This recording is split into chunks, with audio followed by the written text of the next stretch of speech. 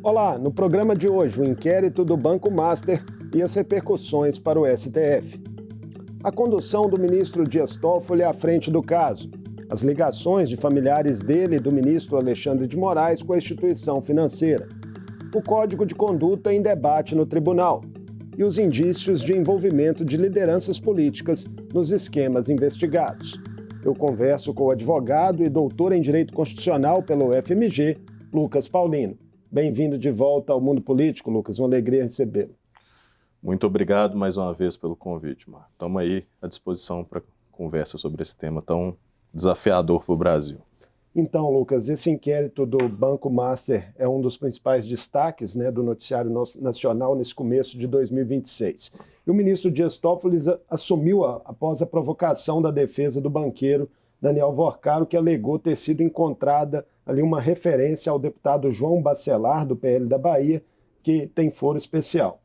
Toffoli, então, à frente do caso, manteve a investigação em sigilo máximo e deu decisões que contrariaram a Polícia Federal e o Banco Central. A imprensa revelou que familiares do ministro já foram sócios de fundos ligados ao banco em um resort. Como você avalia os impactos que o caso vem tendo até aqui na opinião pública e os questionamentos éticos que levanta em relação ao Supremo? Não é de hoje, Marcos, que o Supremo tem uma dificuldade de, vamos dizer assim, manter uma postura de absoluta transparência, integridade, vamos dizer assim, uma postura ética que se espera de uma alta autoridade da República. A gente sabe que, não só para o Supremo, para agências reguladoras, para Poder Executivo, Legislativo, enfim, todos os órgãos públicos, é importante a gente desenvolver regras que garantam a impessoalidade da administração pública, que é um dos princípios basilares da administração pública, inscrito no artigo 37 da Constituição.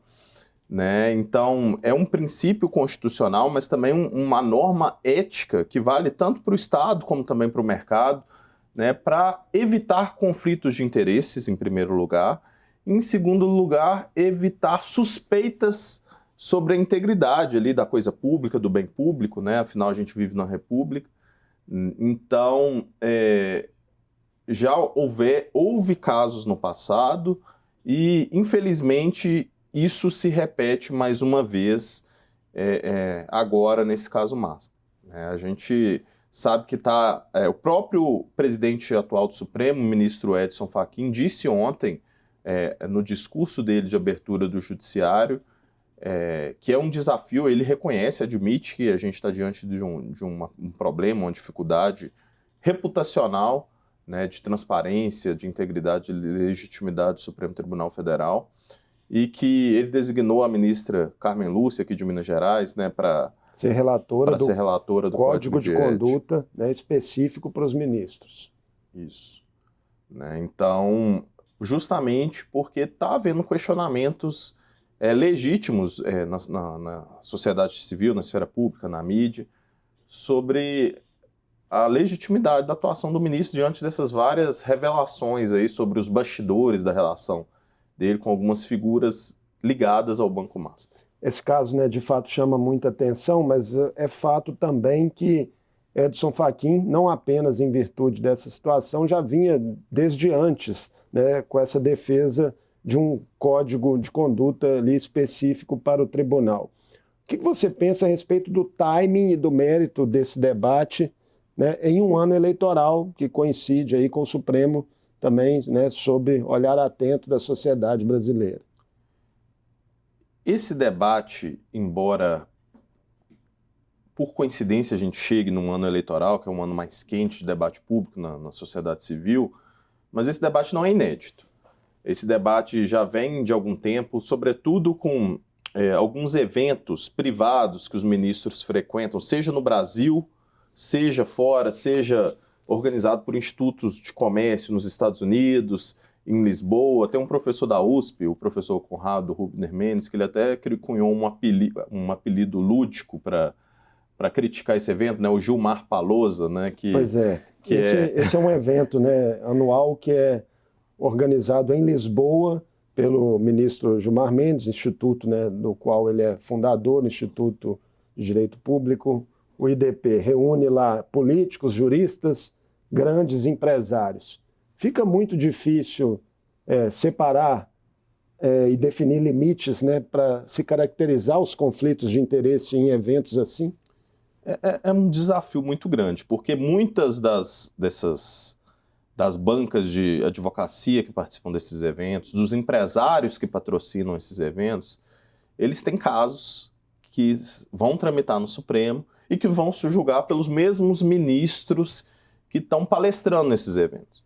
Esses eventos, a fachada pública dele é um evento acadêmico. Geralmente eles vão para debater questões constitucionais relevantes em público, mas no privado ali a gente sabe que todos os eventos você tem os momentos de encontro, as confraternizações, as festas, os jantares, né? Isso cria uma proximidade que levanta dúvidas se os ministros, né, vão julgar com a necessária objetividade, imparcialidade que a função pública exige. Então seria melhor criar, vamos dizer assim, limites mais claros, né, para separar essa questão do público e do privado, né, sobretudo com partes interessadas nas decisões dos ministros, né? Então as críticas já vinham se avolumando nos últimos anos em virtude desses eventos. O Supremo, na verdade, ele regrediu porque o Código de Processo Civil, que foi aprovado em 2015, ele criou regras de suspeição para parentes de ministros que advogam nas cortes, e em 2023 o Supremo julgou essas regras inconstitucionais, ou seja, relativizou a possibilidade de parentes, esposa, filhos, advogarem perante o Supremo. Saiu uma reportagem no UOL esses dias, algumas semanas para trás, ou alguns dias para trás, que 8 ministros têm parentes advogando na corte. Tem um dado hoje também, desta quarta-feira em que a gente grava essa conversa, no Estadão.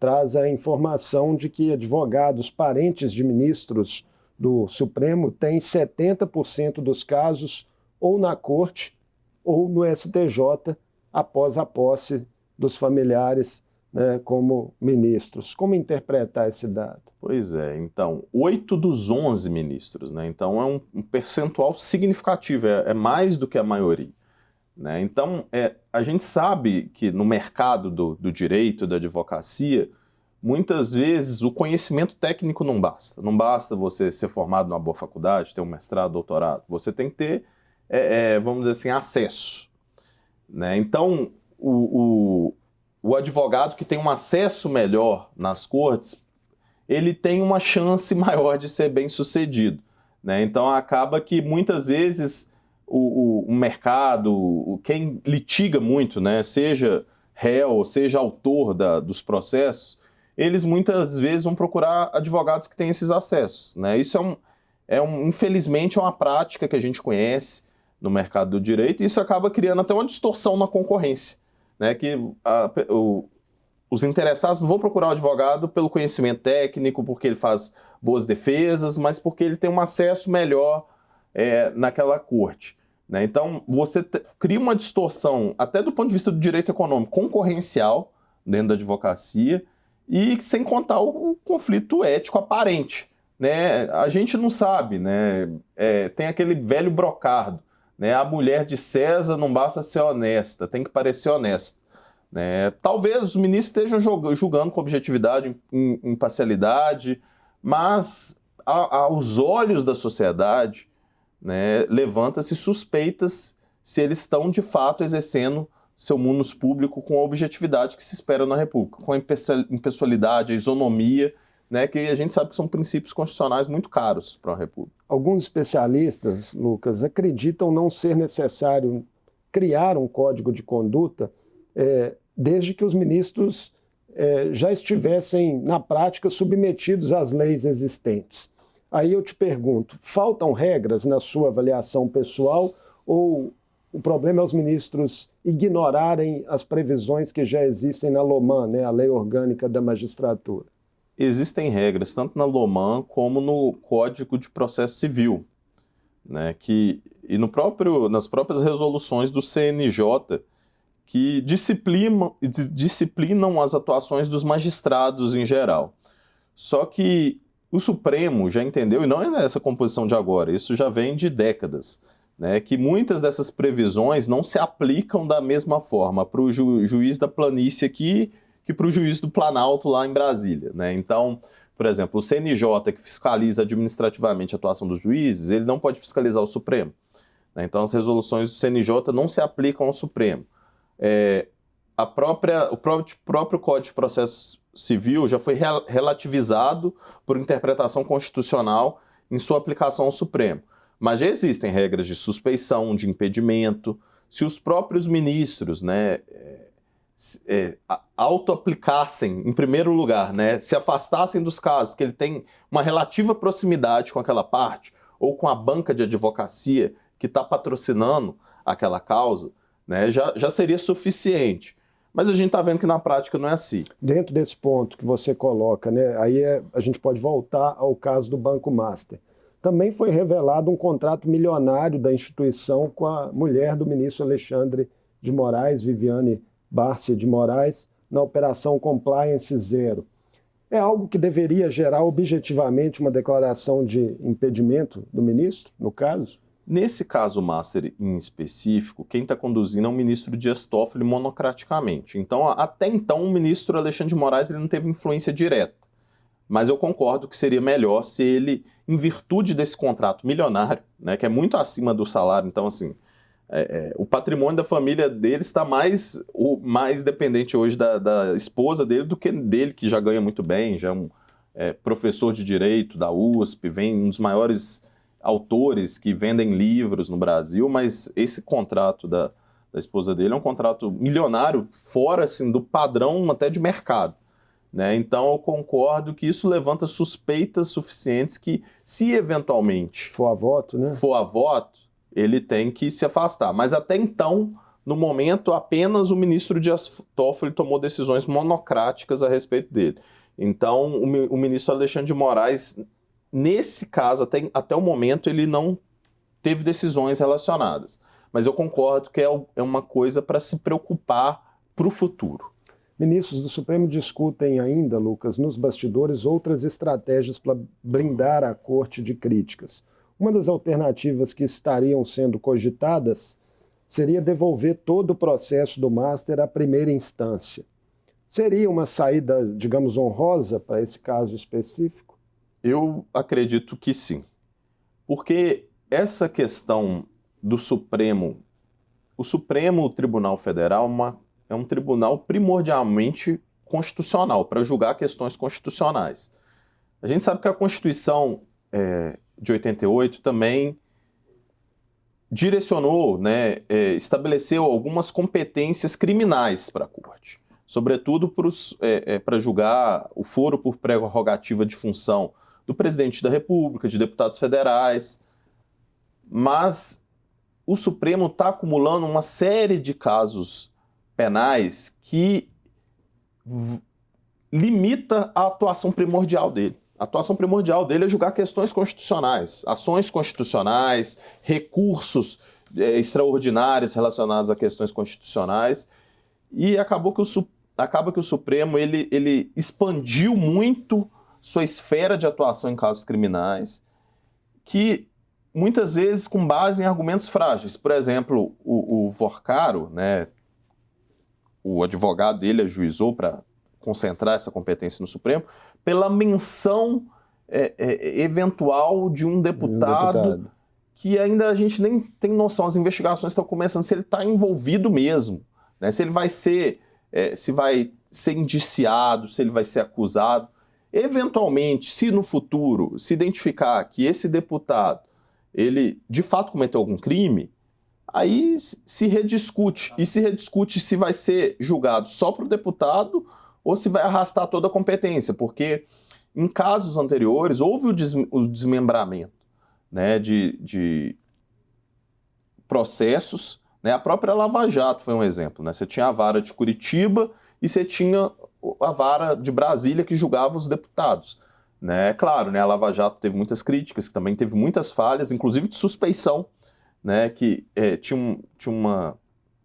o promotor, né, o procurador da República, o Deltan, e o juiz Moro, eles eram muito próximos, que é a mesma suspeita que agora a gente recai sobre o próprio ministro Dias Toffoli, né? Então eu acredito que seria não só a solução honrosa, mas como a correta para a preservação não só da imagem pública do Supremo, mas até como o melhor entendimento de direito constitucional, né? Porque um ministro, um juiz de primeira instância, ele tem, vamos dizer assim, menos processos, ele tem mais capacidade institucional para lidar com um caso desse, né? Até porque a maior parte dos envolvidos são da esfera privada, são agentes do mercado que supostamente estavam fraudando a cartela de clientes, e eventualmente, se houver algum deputado, alguma autoridade, que se suba, talvez só para essa autoridade, não necessariamente você precisa subir o processo inteiro, né? Então, eu acho que é até o melhor entendimento jurídico e, sem dúvida nenhuma, concordo com você, preserva a imagem e a legitimidade do Supremo, para não ficar naquele ar.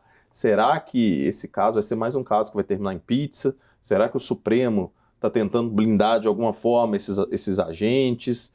Será que eles não vão permitir a investigação? Então são incógnitas que a sociedade levanta que são pertinentes. Muitas incógnitas, né? Inclusive em relação a esse caso. E aí, para a gente fechá-lo aqui na nossa conversa, a Polícia Federal vem ampliando nas últimas semanas o cerco a empresários e executivos, né, ligados a Daniel Vorcar, o banqueiro, e há expectativas sobre até que ponto o caso atingirá figuras do universo político. A imprensa noticiou, Lucas, que houve um encontro do presidente Lula fora da agenda com o banqueiro antes da investigação eclodir. O governador do Distrito Federal, Ibanez Rocha, já foi citado em depoimento e há indícios de que parlamentares também agiam aí deliberadamente na defesa dos interesses do banco. Ibanez, inclusive, vai responder agora no STJ a um procedimento específico. Estarmos em um ano eleitoral torna esse caso ainda mais espinhoso para o judiciário, de forma geral?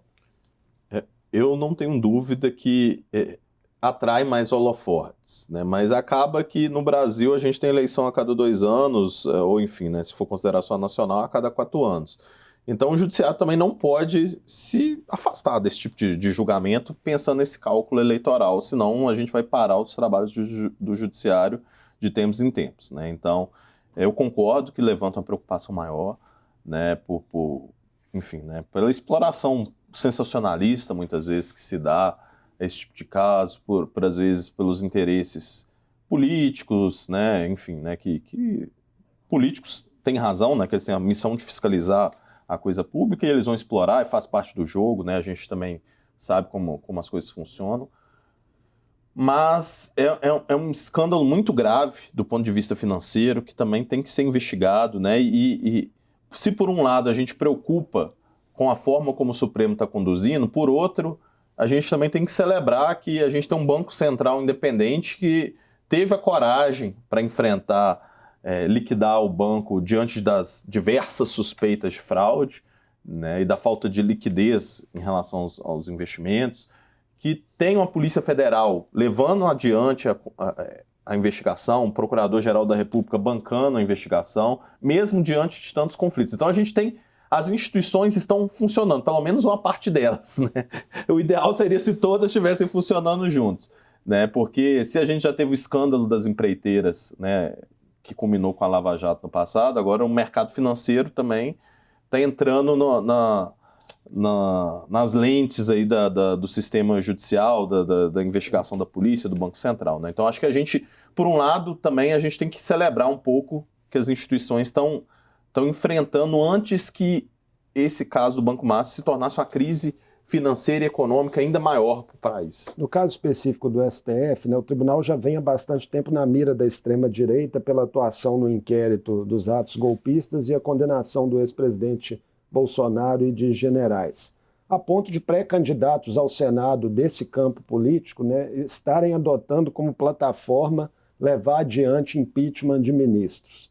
Estar sob essa constante ameaça torna o STF talvez menos poroso às críticas públicas? Talvez seja um efeito colateral.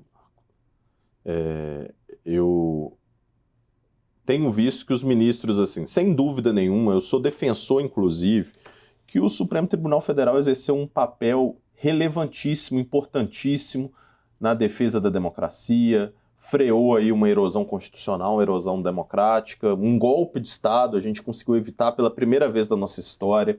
A gente tem que reconhecer o Supremo Tribunal Federal por esse papel, né? Mas, vamos dizer assim, isso é obrigação constitucional também das autoridades. Elas são muito bem remuneradas para exercer esse papel de guardião da Constituição, de defesa da democracia.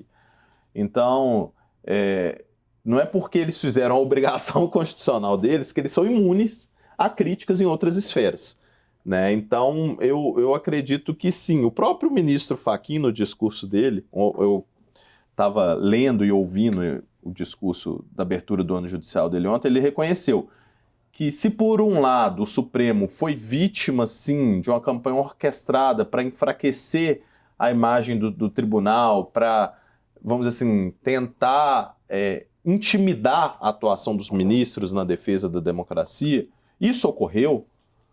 Por outro, a gente tem que separar o joio do trigo também. A gente tem que separar o que são críticas legítimas do que são ataques antidemocráticos ao Supremo Tribunal Federal. E o ministro Fachin, no discurso de ontem, ele reconheceu. Ele falou que críticas, um ambiente de liberdade de expressão é saudável, de fiscalização do Poder Judiciário é necessário, e nós temos que reconhecer a virtude das críticas que aperfeiçoam o funcionamento do tribunal. Então ele mesmo incorporou isso, ele quis separar o que é ataque ilegítimo das críticas legítimas para o melhor funcionamento do tribunal, que eu acredito que é o que a gente está fazendo aqui, que outros pesquisadores, professores, jornalistas estão fazendo nessas últimas semanas e meses aí, em relação à atuação do Banco Master. Para a reta final agora da nossa entrevista, vamos falar um pouquinho sobre questões que o Supremo deve enfrentar ainda nesse ano de 2026. O Supremo deverá decidir em breve sobre uma eventual concessão de prisão domiciliar para o ex-presidente Jair Bolsonaro, em virtude aí de suas complicações de saúde. O perfil peculiar do ex-presidente, Lucas, as paixões e repulsas que ele desperta, influenciam essa discussão? Você acha que pode afetar os ânimos dos ministros? Essa é uma pergunta muito desafiadora, né? Que a gente não sabe o que se passa nesse aspecto na avaliação, né, pessoal. Mas eu acredito que a legislação da execução penal ela é muito clara, né? Só em caso de gravidade extrema para a saúde que se justifica uma domiciliar. Então, salvo engano, no último pedido que o ex-presidente Bolsonaro, inclusive, fez uma cirurgia, né, eles solicitaram a domiciliar, o ministro Alexandre de Moraes concedeu a questão do direito à cirurgia, do direito à recuperação no hospital, mas o quadro clínico e de saúde dele não apresentava um nível de gravidade que outras situações anteriores que justificaram uma domiciliar. Então, acredito que você tem que ter uma análise objetiva, né? Os médicos, né? Uma perícia médica objetiva. Os médicos estão falando que ele precisa de domiciliar, né? É necessário? É o tratamento que é concedido a ele, é concedido aos demais condenados em regime fechado, em situação de privação de liberdade? Porque se a gente conceder por um problema, uma enfermidade de saúde, enfermidade a gente sabe que boa parte das pessoas mais velhas enfrentam alguma enfermidade em menor ou maior nível, né? Então, assim, no sistema prisional, tem uns relatórios anuais do sistema prisional brasileiro, né? A gente vê que, infelizmente, inclusive, já é uma denúncia que militantes de direitos humanos já fazem há muito tempo, das condições muitas vezes insalubres e precárias de saúde que muitas pessoas, que sim, criminosas, mas elas têm os direitos a estar privadas de liberdade em condições de dignidade mínimas ali, né? Com condições de saúde mínimas. A gente sabe que no Brasil a realidade não é essa, né? Então, assim, o presidente Bolsonaro está tendo acesso a ar-condicionado. A maioria dos presídios brasileiros não tem nem ventilador, né? A gente está nessas ondas de calor aí, o pessoal está preso lá em lugares abafados, super quentes, que não tem nem ventilador, né? Então, a gente vê às vezes umas denúncias na esfera pública, o presidente Bolsonaro está sendo torturado. Se o presidente Bolsonaro está sendo torturado porque ele está preso numa sala de 60 metros quadrados com ar-condicionado, então o que dizer dos outros 400 mil presos em situação, enfim, né, de privação de liberdade, né? Então, e tem vários que enfrentam enfermidades, que tem tuberculose, que eventualmente tem um câncer, que eventualmente tem problemas cardiovasculares, né? Então, eles têm direito ao acesso ao hospital, a médico, mas ainda continuam privados de liberdade. Então, a domiciliar só se justifica em condições extremas, quando a saúde já enfrenta um processo igual o general Heleno está preso em prisão domiciliar porque ele aparentemente está com Alzheimer, né? Então, é uma situação extrema, né? Então, a gente tem que ver aí qual é o quadro clínico que justifica domiciliar e, se for aplicado por ex-presidente Bolsonaro, se pode universalizar para todos os outros presos, por mais grave que o crime tenha sido cometido, que o crime que esse presidente cometeu é um crime muito grave, né? Então, a gente vai estender essa regra para todos os outros presos que enfrentam a situação de saúde. Então, é uma pergunta que a gente tem que responder, os ministros têm que responder e a sociedade também tem que responder, né? Porque o próprio Supremo já julgou o estado de coisas inconstitucional dos presídios brasileiros, que precisam de muitas melhorias de infraestrutura, né, mínima, né, de ter espaço nas celas para receber todos os condenados, né, de ter condições de arejadas, de salubridade. Então, eu concordo, a gente precisa prestar atenção nisso e tem que ser parâmetros objetivos que possam não se aplicar só excepcionalmente ao ex-presidente Bolsonaro, mas ser universalizado para toda essa população carcerária que enfrenta condições muito piores de encarceramento que o presidente Bolsonaro. Né? Bem rapidinho para encerrar nossa conversa, Lucas, dois temas que ainda devem gerar muita repercussão a serem enfrentados no Supremo esse ano. Irregularidades no uso de emendas parlamentares, né, um tema que o Supremo vem acompanhando de perto, e o alcance do foro privilegiado, discussões importantes para o país, né, mais uma vez com o Supremo no centro. O Supremo Tribunal Federal, essa questão do foro por prerrogativa de função, já mudou-se o entendimento, né, para um entendimento do Supremo incorporar mais processos ou para reduzir os processos várias vezes, né? Infelizmente, a gente não tem muita segurança jurídica, né? Inclusive nós que estudamos direito constitucional, lecionamos direito constitucional nas faculdades de direito, muitas vezes a gente, um semestre dá uma aula, outro semestre dá outra. É claro, a gente contextualiza essas mudanças, mas a gente precisa de maior segurança jurídica. Inclusive, eu sou defensor de reduzir ao máximo, né, o foro por prerrogativa, porque isso limita a atuação do Supremo em outras áreas relevantes, que é julgar sobre direitos fundamentais, né, enfim, sobre essas questões constitucionais mais relevantes do país. Então, o Supremo está virando, muitas vezes, uma corte penal, né, acumulando uma série de processos penais, mas é uma questão relevante, porque a gente sabe, infelizmente, que nossa elite política, por muito tempo, ela foi intocável, né? A gente sabia dos inúmeros crimes cometidos e a República não tinha coragem e firmeza para enfrentar, só que nos últimos 10, 15 anos, desde o julgamento do processo do Mensalão, as coisas começaram a mudar. Então, a impunidade, que era a tônica, hoje não é mais tanto assim, né? A gente já tem diversos casos de deputados presos, de prefeitos, vereadores, enfim, é claro, nesse caso não do Supremo, mas no próprio Supremo julgando deputados, políticos, agora até generais, né? Então, essa é uma questão relevante que o Supremo tem que estabelecer balizas claras e que possam valer por vários anos e décadas, né? Estabilizar esse precedente sobre o foro por prerrogativa. E sobre as emendas parlamentares é outro desafio, né, que é até mais estrutural, que rende uma outra conversa. Você aqui já conversou com alguns professores, cientistas políticos sobre isso, né, que a gente sabe que o presidencialismo de coalizão mudou muito, né? O legislativo se fortaleceu, por um lado é bom, né, que no passado o executivo era muito forte e os parlamentares tinham que ficar pedindo favor para o executivo para tudo e perdiam um pouco sua independência.